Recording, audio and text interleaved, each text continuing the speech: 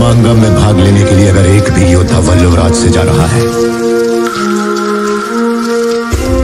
तो यहाँ की औरतों के मन में जलती बदले की आग की वजह से है।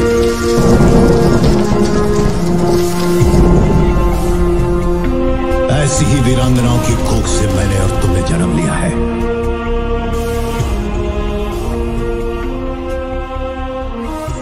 वल्लभनाथ की स्त्रियों को ये अधिकार नहीं कि वो अपने पति। क्या शिवगामी की शादी थी एक पॉलिटिकल मैरिज?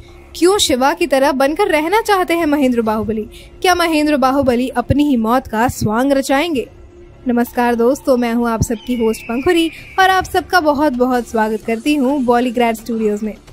बाहुबली के साम्राज्य में बहुत सारी कहानियां अभी भी दबी हुई हैं। एस.एस. राजमौली ने इस फिल्म को फिलहाल के लिए महेंद्र बाहुबली पर फोकस रखकर बनाया है, पर इसके आने वाले पार्ट्स में पुराने और नए कई किरदारों की स्टोरी रिवील की जाएगी, जिनमें से सबसे इंटरेस्टिंग स्टोरी होगी शिवगामी की। बाहुबली में स्टार्टिंग से ही उनके बलिदान को दर्शाए हुए फिल्म को बनाया गया, जिसके चलते हमें ये पता चलता है कि उनका कैरेक्टर पहले ही सीन में मर जाने के बावजूद भी दोनों ही फिल्मों के लिए कितना इम्पोर्टेंट है। ऐसे में अगर बाहुबली 3 में शिवगामी के अतीत के बारे में बताया जाता है तो ये बहुत ही इंटरेस्टिंग होगा दोस्तों। उसके कई पहलू हो सकते हैं। यदि राजाओं की शादियां राजकुमारी से होती थी तो शिवगामी भी किसी देश की राजकुमारी रही होगी।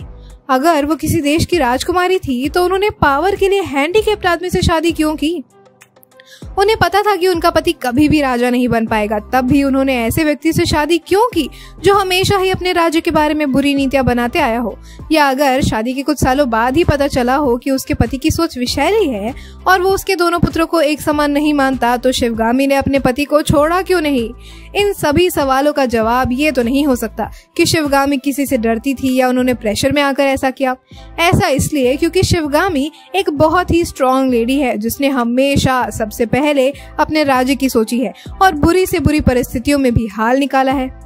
उन्होंने युद्ध भी जीते हैं और बिना किसी राजा के सालों तक पूरा राज्य भी संभाला है। ऐसे में उनका माहिष्मती में बहू बनकर आने का एक आसान रीजन एक पॉलिटिकल मैरिज भी हो सकता है।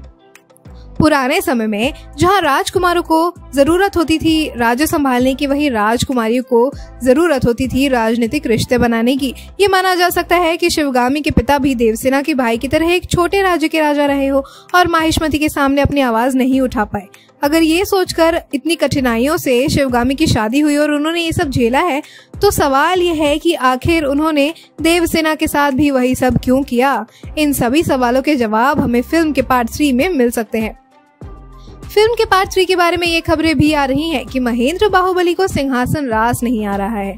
जहां वो अपने गांव में अपनी मां के साथ एक आराम का जीवन जी रहे थे, जहां उन्हें राजा राज्य की कोई परवाह नहीं थी, वहीं राजा बनने के बाद से उनके पास कई जिम्मेदारियां आ गई हैं, जिसके चलते महेंद्र बाहुबली अवंतिका को कहते हुए दिखेंगे कि कैसे वो वापस अपने आदिवासी भाइयों के बीच जाकर रहना चाहते हैं, पर ये मुमकिन नहीं है।